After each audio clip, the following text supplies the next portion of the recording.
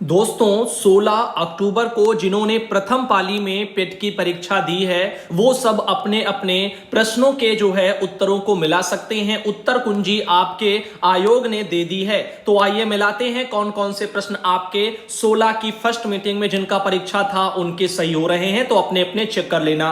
एक प्रश्न आपके जो है प्रश्न पत्र में आया होगा कि हड़प्पा सभ्यता के दौरान डांसिंग गर्ल जो नर्तकी थी वो वाला एक प्रश्न था, जिसके लिए राइट आंसर है मोम लोपी ढलाई। जिन्होंने आंसर इसमें किया था उनका वो राइट है। एक प्रश्न था गौतम बुद्ध को ज्ञान किस नदी पर प्राप्त हुआ, तो उसका राइट आंसर है निरंजना नदी। एक प्रश्न था हर्षवर्धन के शासनकाल के दौरान निम्नलिखित में से कौन सी राजधानी थी जो थानेश्वर से स्थानांतरित की गई थी, तो वो कन्नौज इसका राइट आंसर था। हर्षवर्धन कन्नौज यही जो है राइट आंसर है। आगे चलते हैं। अगला प्रश्न था निम्नलिखित में से जो है ये छापा मार जो गुरिल्ला रणनीति थी, तो वो मराठा इसमें राइट आंसर होगा। अगला प्रश्न था ब्रिटिश ने निम्नलिखित में से किस भाषा को भारतीय समाज में प्रस्तुत करने की उत्सुकता दिखाई, तो अंग्रेजों ने ब्रिटिशों ने अंग्रेजी भाषा को दिखाई, तो अंग्रेजी इसका राइट आंसर था। अब अगला था पूर्ण स्वराज की मांग करने वाले प्रथम कार्यकर्ता का नाम पूछा गया था, तो हसरत मोहानी इसका राइट आंसर है। एक था निम्नलिखित में से किसे स्वदेशी आंदोलन का प्रमुख कारण माना जाता है, तो बंगाल को विभाजित करने का जो निर्णय था ये वाला इसका राइट आंसर है।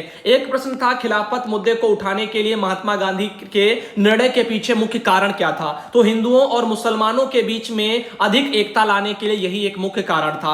अगला प्रश्न था भारत सरकार अधिनियम 1935 के प्रावधानों में ब्रिटिश सरकार के अंतिम अधिकार का एक उदाहरण कौन सा था, तो प्रांतीय सरकारों पर गवर्नर के लिए विशेष शक्तियां इसका राइट आंसर था। अगला प्रश्न था यहां पर फॉरवर्ड ब्लॉक की स्थापना निम्नलिखित में से किसके द्वारा की गई थी, तो सुभाष चंद्र बोस जी के द्वारा की गई थी। अगला प्रश्न था लक्षद्वीप की राजधानी निम्नलिखित में से कौन सी है, तो कवरत्ती वगैरह लक्षद्वीप की राजधानी है। अगला प्रश्न था भारत में निम्नलिखित में से किस स्थान पर दिन और रात के तापमान में व्यापक अंतर पाया जा सकता है, तो थार मरुस्थल इसका क्या था, राइट आंसर था।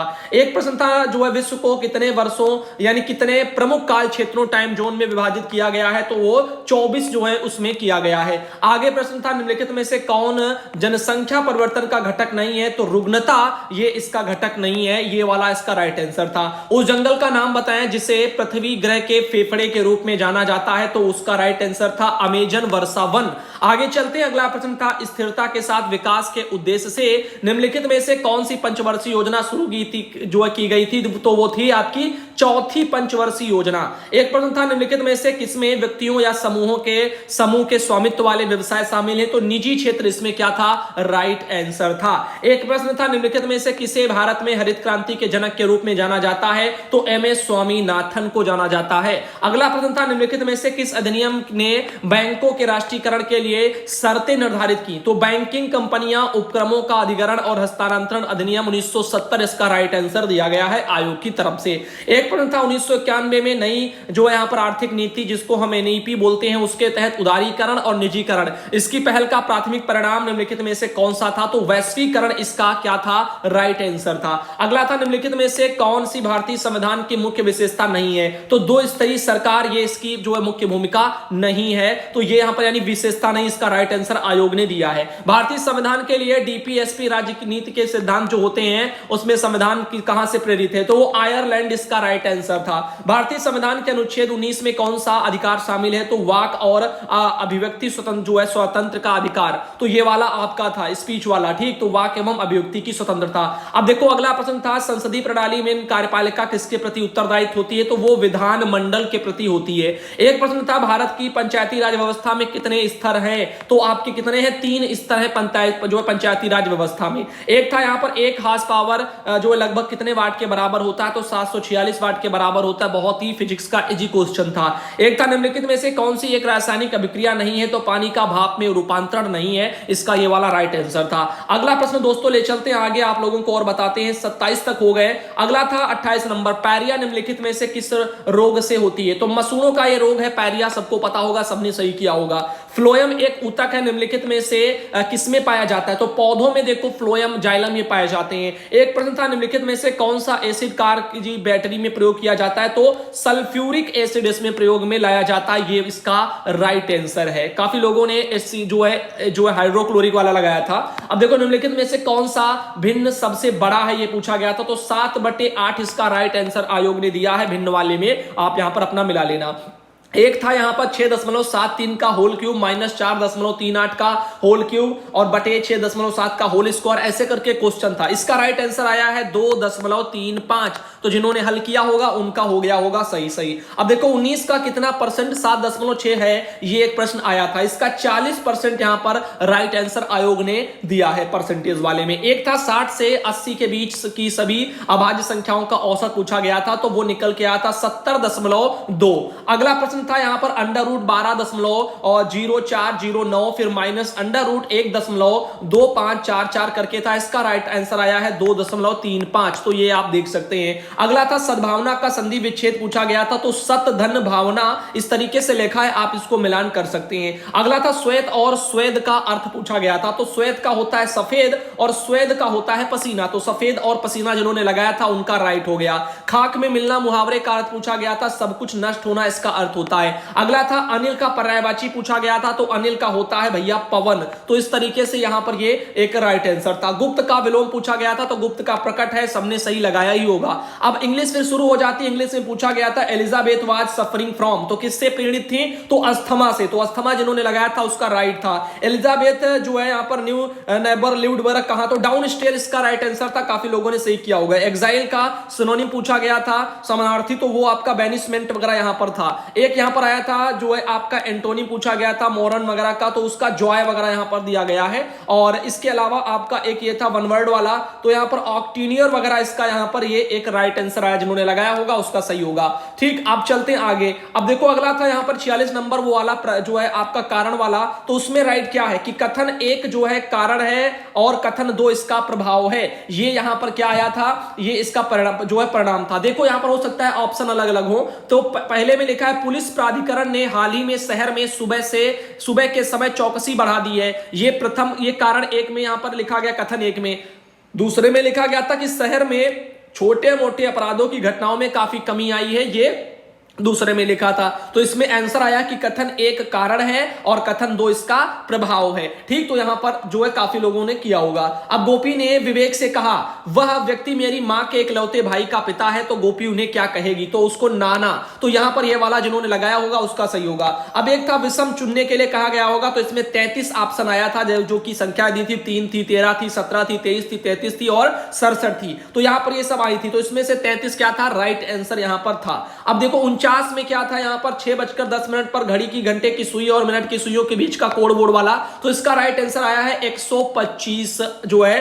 तो आप जिन्होंने लगाया होगा 125, तो उनका यहां पर सही हो गया होगा। अब आगे चलते और बताते हैं, यदि ए को 26 के रूप में कोडित किया जाता है, तो बी को 25 के रूप में, सी को 24 के रूप में। देखो अल्फाबेट होते हैं 26 तक, ठीक, उनका यहां पर बस क्या है, उल्टा दे दिया गया है। ए एक नंबर पर होता है, लेकिन यहां पर जेड को एक नंबर दे दिया गया है, ए को 26 दे दिया गया, बी को 25 दे दिया गया, ऐसे करके। तो आप जो है लास्ट का अगर देख लेते जो है कौन सा ई यहां पर लास्ट में था, तो ई 22 नंबर पर आता, आराम से आप देख लेते तो आराम से आपका हो जाता। तो ये वाला इसका आया था 14, 12, 25, 18, 15, 22, जिस ऑप्शन में था उनका सही हो गया। अब देखो जो है अनामलाई रीड टेल नाम की जो है यहां पर डैमजल फ्लाई की एक नई प्रजाति की खोज किस राज्य में हुई, तो केरल में हुई है। ठीक, अगला था भारतीय पारंपरिक विज्ञान पर किस देश के सर्वदलीय संसदीय समूह को आयुर्वेदिक रत्न पुरस्कार से सम्मानित किया गया, तो इसका राइट आंसर क्या था, यूके। आगे चलते और बताते हैं, आईएनएस तरकस ने लाल सागर में नौसेना के जहाजों अल्माज पीसी 411 और निमेर पीसी 413 के साथ में समुद्री साझा ये अभ्यास किया, तो सूडान के साथ में किया है, इसका ये राइट आंसर था। एक था जागृति निम्नलिखित में से किस क्षेत्र से संबंधित शुभंकर है,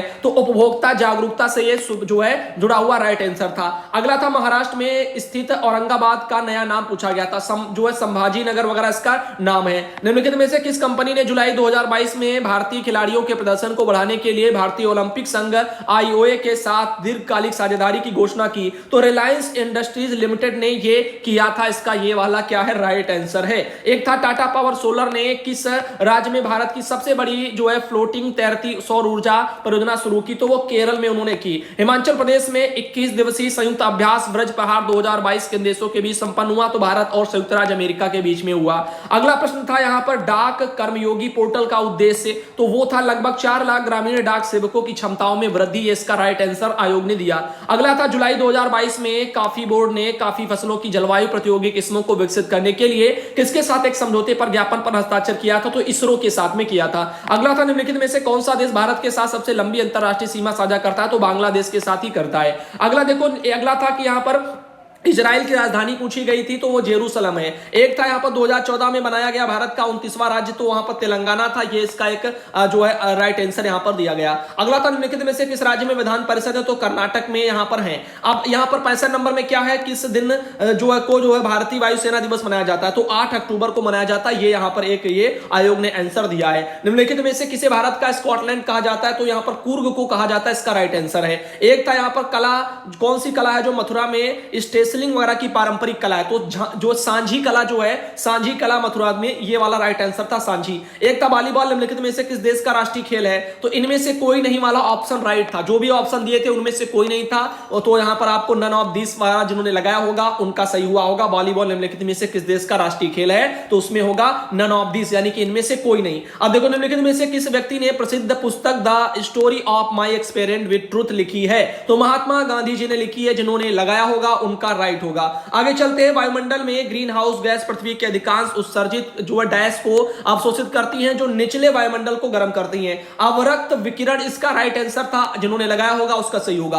अब देखो यहां पर फिर आपको मिलता था एक पैसेज हिंदी वाला, और उसमें कौन कौन से आइए देखते हैं। इसमें था कि आज की युवा पीढ़ी में मादक पदार्थों के प्रयोग की लत पड़ रही है। दिए गए कारणों में से इस लत का कौन सा कारण उचित नहीं लगता? तो यदा कदा पान सुपारी का सेवन करने वाला, ये इसका राइट आंसर था। एक प्रश्न था मादक द्रव्यों की लत पड़ने के बाद युवकों में कौन सी प्रवृत्ति प्रमुखता से दिखाई देती है? तो उसका आंसर यहां पर क्या था? फर्स्ट, थर्ड और फोर्थ, यानी पहला और तीसरा सही था और चौथा सही था। 1, 3, 4 इसमें जो भी आपको दिखते थे, जो ऑप्शन दिए गए थे ना नंबरिंग वाले, तो वो वाला राइट था। अब मादक पदार्थों का सेवन करने वाले युवाओं को किस बीमारी का जो है खतरा होता है? इसमें देखो यह सभी वाला ऑप्शन उसमें राइट था। जितने भी दिए थे सबके सब सही थे, तो यह सभी वाला आपने अगर लगाया था तो वो आपका सही हुआ होगा। 74 में क्या था? आपकी दृष्टि में मादक द्रव्यों का सेवन करने वाले बच्चों के लिए सबसे ज्यादा कौन दोषी है? तो बच्चों के मां बाप दोषी हैं, इसका ये राइट आंसर आयोग ने दिया है। बच्चे के अनेक राज्यों में युवा वर्ग में इन नशीली जो है वस्तुओं का प्रयोग बढ़ता जा रहा है। इसके पीछे सबसे प्रबल कारण कौन सा है? तो यहां पर मां बाप बच्चों पर ध्यान नहीं देते, और उनके बच्चे जो है क्या कर रहे हैं, किन लोगों के साथ रहते हैं और किन लोगों के साथ उनका उठना बैठना है, ये वाला इसका राइट आंसर था। अब आगे चलते अगला पैसेज जो था उसमें उसके क्वेश्चन देखते हैं। अनुच्छेद के आधार पर बताएं कि निम्नलिखित में से निवेश की कौन सी सही विशेषता है? तो यहां पर फर्स्ट और फोर्थ आपका उसमें राइट था। फर्स्ट में क्या था कि निवेश से दीर्घकालिक आर्थिक लक्ष्य प्राप्त किए जा सकते हैं, और फोर्थ में क्या है? निवेश में ऊंचे रिटर्न्स की संभावना के साथ रिस्क भी रहता है। तो ये वाला आपके राइट है। अब देखो रमेश ने 5,000 रुपए के शेयर खरीदे, एक ये था। इस आधार पर निम्नलिखित में से कौन से विकल्प सही है पूछ रहा था। तो इसमें क्या था? इसमें आपका आया था 4, ये यहां पर लिख दिया गया 4। तो 4 में पता नहीं क्या इन्होंने लिखा, रमेश ने जोखिम रहित निवेश किया, और यहां पर रमेश किया बचत जोखिम वाली है, और शेयर खरीदना बचत है, शेयर खरीदना निवेश है। तो शेयर खरीदना निवेश है। 4 नंबर आपका क्या था? राइट था। और ये ऊपर वाले 3 क्या थे? ये गलत थे। तो 4 वाला शेयर खरीदना निवेश इसका राइट आंसर था। एक था अनुच्छेद के आधार पर बताएं कि दीर्घकालिक लक्ष्यों को पाने के लिए निवेश के विषय में निम्नलिखित में से कौन सा तथ्य अशुद्ध है? तो इसमें अशुद्ध कौन सा था? तो उसमें आपके 1, 3 और कौन से 4? तो 1, 3, 4। एक में जो है दीर्घकालिक लक्ष्यों की प्राप्ति लघु बचत द्वारा ही संभव हो सकती है, ये भी क्या था जो यहां पर अशुद्ध था, तो ये भी आपको ढूंढना था। तीसरा था दीर्घकालिक लक्ष्यों की प्राप्ति संभव नहीं है, क्योंकि दीर्घकालिक निवेश में धन हानि का जोखिम जो है खतरा होता है, एक ये भी था। और चौथा वाला आपका बचत निवेश की तुलना में ज्यादा अच्छी है, क्योंकि निवेश में जोखिम जो है शामिल है, जो गांठ के पैसे को भी ले डूबेगा। तो 1, 3, 4 इसका क्या था? राइट आंसर था। फिर था अगला प्रश्न, निम्नलिखित में से बताएं कि कौन सा विकल्प निवेश का उदाहरण नहीं है? तो सेविंग बैंक खाते में रखा धन निवेश का उदाहरण नहीं है, ठीक है, बचत का है। निम्नलिखित में से बताएं कि कौन सा विकल्प निवेश का उदाहरण है? तो सोने के गहने खरीदना ये निवेश का एक जो है विकल्प होता है, जो लंबे समय के लिए जो है रखा जाए। अब देखो अगला एक ये वाला ग्राफ वाला था। इसमें क्या था? 2010 में स्कूल की प्रारंभिक संख्या 3000 ऐसे कुछ दी थी, और इस तरह से ये पूरा मैटर था। इन वाले प्रश्नों में आइए मिलाते हैं। जैसे कि 2014 के दौरान स्कूल में पढ़ने वाले छात्रों की संख्या क्या थी? तो वो थी आपकी कितनी? 3150। जिनका राइट आंसर आया उनका सही है। अब किस वर्ष में पिछले वर्ष की तुलना में स्कूल छोड़ने वाले बच्चों यानी छात्रों की संख्या में प्रतिशत वृद्धि या गिरावट अधिकतम है, तो 2012 में यह है इसका राइट आंसर था। 2012-13 तक स्कूल की संख्या में लगभग कितने परसेंट की वृद्धि या कमी हुई, तो 1.7% की हुई, इसका ये वाला राइट आंसर आयोग ने दिया है। 84 नंबर में यह था कि 2013 में स्कूल में पढ़ने वाले बच्चों की संख्या 2016 में स्कूल में पढ़ने वाले बच्चों की छात्रों की संख्या के कितने परसेंट थी, तो वो आपकी कितनी थी, 93.75% थी। ऐसे एक प्रश्न था, दी गई अवधि के दौरान किसी भी वर्ष में स्कूल में शामिल होने वाले छात्रों की न्यूनतम संख्या का स्कूल छोड़ने वाले छात्रों की संख्या के अनुपात, तो वो आया था 7:10, इसका राइट आंसर था। फिर एक और आपको इस तरह से जो है डीआई वाला ये दिया गया होगा, उसमें आइए दिखाते हैं आपको क्या था। इसमें इस तरह से तालिका थी कि विगत वर्षों में कंपनी द्वारा मोबाइल का उत्पादन, तो मोबाइल वाला जो ग्राफ था ना उसमें देखते हैं, उसमें था कि 2003 से 4 में, यानी 2003 से 4 तक मोबाइल के उत्पादन में लगभग प्रतिशत कितनी गिरावट कितनी थी, तो 23 इसमें राइट आंसर था। 2005 से 2006 का औसत उत्पादन निम्नलिखित में से किस वर्ष के युग में औसत उत्पादन के ठीक बराबर था, तो 2002 और 2007 इसका राइट आंसर था। अब चलते अगले प्रश्न पर आते हैं। 2001 की तुलना में 2008 में मोबाइल के उत्पादन में अनुमानित % वृद्धि कितनी थी, तो वो आपकी कितनी थी, 183.33 थी। एक था पिछले वर्ष की तुलना में किस वर्ष उत्पादन में प्रतिशत वृद्धि सबसे अधिक थी, तो वो 2002 इसका राइट आंसर था। आगे चलते, दिए गए कितने वर्षों में मोबाइल का उत्पादन दिए गए वर्षों के औसत उत्पादन से अधिक था, तो वो 4 इसका राइट आंसर था। एक और यहां पर जो ग्राफ आपको मिला था, आइए उस पर आते हैं। कंपनी वाला, जिसमें कर्मचारी, कंपनी, अनुसंधान, लेखा, इस तरह का मैटर था, पुरुष महिलाएं वाला। ठीक, अब देखते हैं 91 नंबर में था कि यदि लेखा विभाग में कंपनी ई के 60% कर्मचारी के पास एमबीए की डिग्री है और अनुसंधान विभाग में उसी कंपनी के 40% के पास में एमबीए की डिग्री है, तो कंपनी ई में कितने कर्मचारियों के पास एमबीए की डिग्री है, तो 77 के पास है। इस तरह से इसका राइट आंसर निकल के आया है। लेखा विभाग में कंपनी बी की महिला कर्मचारियों की संख्या का अनुसंधान विभाग में कंपनी सी के पुरुष कर्मचारियों की संख्या के अनुपात कितना है, तो 35 अनुपात कितना आया, 11 आया। एक और प्रश्न था, कंपनी ए के लेखा कर्मचारियों की कुल संख्या जो ई की अनुसंधान कर्मचारियों की संख्या में लगभग कितने % अधिक है, तो 234.29% इसका राइट आंसर आया था। और आगे दिखाते हैं, कंपनी ए से सी दोनों के लेखा विभाग में कार्यरत कुल पुरुष कर्मचारियों की कंपनी बी और डी के अनुसंधान विभाग में कार्यरत कुल कर्मचारियों के अनुपात पूछा गया था, 208 अनुपात जो है 115 इसका राइट आंसर आया था। एक प्रश्न था, सभी कंपनियां जो कंपनी डी को छोड़ करके उनमें लेखा विभाग की महिला कर्मचारियों की कुल मिलाकर के संख्या, और सभी कंपनियां कंपनी ए और ई को छोड़ करके अनुसंधान विभाग के पुरुष कर्मचारियों को कुल मिलाकर के संख्या के बीच का अंतर पूछा गया था, 138 इसका राइट आंसर आया था। एक प्रश्न अगले पर चलते हैं, अगला भी यहां पर था गरीबी वरीबी वाला, उस पर देख लो इसमें क्या थे, तो इसमें उन्होंने क्या दिया उसको यहां पर ध्यानपूर्वक सुनिएगा। एबीसीडी करके आपको ये सब जो है जनसंख्या टाइप में सब दिया गया होगा, इस तरह से आपकी तालिका होगी, जिसमें गरीबी रेखा से नीचे वाले, ऊपर वाले, महिला पुरुष, इस तरह वाला मैटर होगा। इसमें प्रश्न था कि यदि राज्य सी के लिए गरीबी रेखा से ऊपर आने वाले पुरुषों की जनसंख्या 1.5 मिलियन है, तो राज्य सी की कुल जनसंख्या कितनी है, तो उसका राइट आंसर 5 मिलियन था। और राज्य डी में गरीबी रेखा से ऊपर आने वाले महिलाओं की संख्या क्या होगी, यदि यह ज्ञात हो कि राज्य डी की जनसंख्या 7 मिलियन है, इसमें राइट आंसर था 2.4 मिलियन। ठीक, अगला प्रश्न था, यदि राज्य ए के लिए गरीबी रेखा से ऊपर आने वाले पुरुषों का लगभग जनसंख्या क्या होगी, यदि ए के गरीब जो रेखा से ऊपर आने वाली महिलाएं 1.8 मिलियन है, तो यहां पर 3.55 मिलियन इसका राइट आंसर निकला था। अगला प्रश्न था, यदि राज्य बी के लिए गरीबी रेखा से नीचे के पुरुषों की जनसंख्या 2.4 मिलियन है और राज्य ई के लिए 6 मिलियन है, तो राज्यों बी और ई की कुल जनसंख्या पूछी गई थी, उसमें अनुपात पूछा गया था, तो 1:2 इसका राइट आंसर निकला था। लास्ट प्रश्न एक और रह गया, जो कि था कि यदि राज्य सी की कुल जनसंख्या 7 मिलियन है, तो राज्य सी में गरीबी रेखा से ऊपर आने वाले महिलाओं की कुल जनसंख्या क्या होगी, तो 1.8 मिलियन इसका राइट आंसर था। तो आज का ये वाला वीडियो आपने देखा कि 16 तारीख को सुबह मीटिंग का भी आप लोगों ने मैच कर लिया। अब जिनका शाम वाली मीटिंग में था, जल्दी उसका भी वीडियो आ जाएगा, उसको भी मैच कर लेना। जिनका 15 तारीख के थे, तो वो तो ऑलरेडी मैंने चैनल पर डाल दिए, आप सबने देख भी लिया होगा। अगर नहीं देखा तो उसको भी मिला लो, सारे जो मीटिंग के मैंने अलग अलग करके डाल दिए हैं, तो आप उनसे